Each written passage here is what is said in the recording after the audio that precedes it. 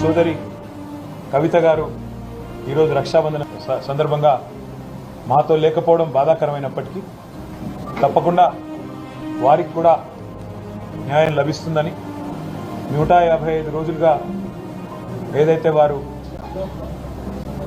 వేదన అనుభవిస్తూ ఉన్నారో తప్పకుండా అత్యున్నత న్యాయస్థానంలో న్యాయం లభిస్తుందని చెప్పి కూడా మనస్ఫూర్తిగా ఆశిస్తూ కవితకు బెయిల్ 164 రోజుల తర్వాత అమ్మ పదంలోంచి మొదటి అక్షరం, నాన్న పదంలోంచి రెండవ అక్షరం, రెండు కలిపితేనే అన్న అవుతాడు. అమ్మ యొక్క ఆత్మీయత, నాన్న యొక్క బాధ్యత. We are fighters.